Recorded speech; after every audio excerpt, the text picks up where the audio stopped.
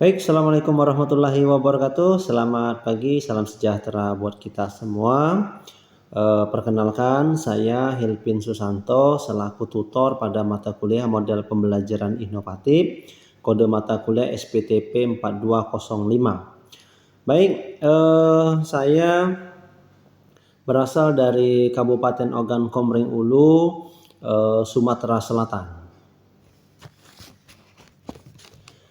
Baik, alhamdulillah senang sekali rasanya bisa berjumpa dengan seluruh mahasiswa ya Universitas Terbuka khususnya yang mengampu mata kuliah model pembelajaran inovatif ya. Alhamdulillah kita bisa berjumpa, bisa bertemu pada semester ini. Baik mahasiswa dimanapun Anda berada, jadi mata kuliah ini merupakan mata kuliah yang sifatnya teori ya, yang membahas tentang bagaimana kita sebagai seorang calon guru itu bisa membuat proses pembelajaran lebih menarik, lebih inovatif dan penuh inovasi dalam proses pembelajaran. Nah, itu yang akan kita bahas pada semester ini. Nah, adapun pokok-pokok bahasan yang akan kita pelajari pada mata kuliah ini ya. Yang pertama itu adalah inovasi dalam pembelajaran dan perkembangan kurikulum di Indonesia. Kemudian yang kedua ragam model pembelajaran inovatif, kemudian pembelajaran karakter, kemudian pembelajaran kemampuan berpikir tingkat tinggi, kemudian pembelajaran untuk pembangunan berkelanjutan, kemudian pembelajaran berbasis TIK, multimedia dan berbasis sumber belajar ya. Kemudian yang kedelapan yang ketujuh ya pembaharuan dalam evaluasi hasil belajar dan yang kedelapan merancang pembelajaran inovatif.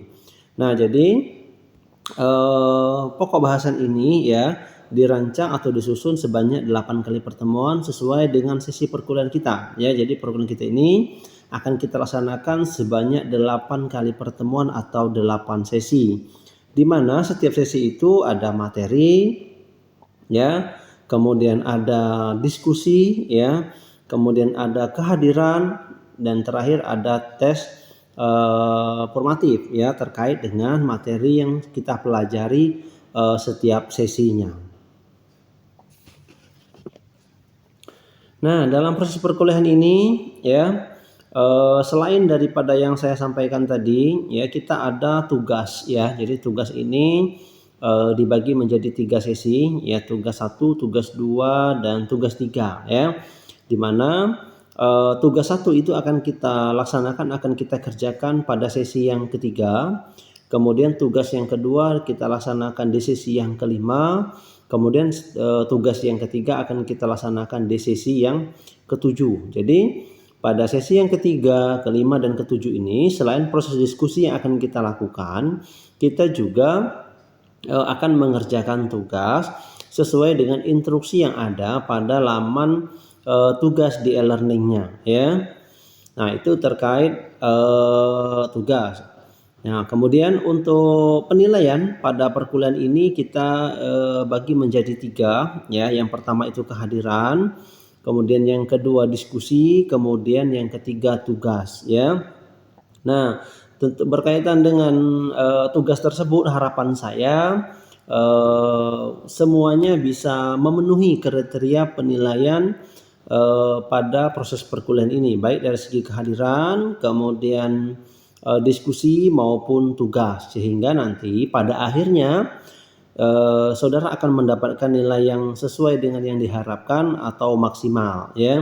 Jadi saya harapkan bisa aktif dari awal sampai di sisi akhir, baik kehadiran, diskusi maupun tugas.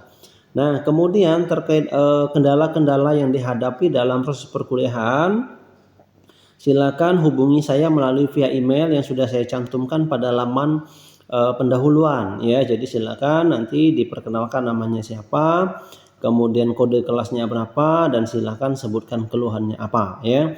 Nah, nanti akan saya coba bahas, coba saya jawab terkait dengan permasalahan tersebut ya. Baik mahasiswa dimanapun Anda berada, mungkin itu saja pengantar dari saya pada laman pendahuluan ini ya. Jadi besar harapan saya semuanya bisa aktif baik dari proses perkuliahan di proses perkuliahan ini ya, dimulai dari kehadiran, proses diskusi maupun tugas ya. Jadi nanti pada akhir perkuliahan nilainya full terisi semua ya, sehingga bisa mendapatkan nilai yang maksimal ya. Baik mahasiswa UT dimanapun Anda berada, mungkin itu saja perkenalan dari saya. Saya akhiri. Assalamualaikum warahmatullahi wabarakatuh.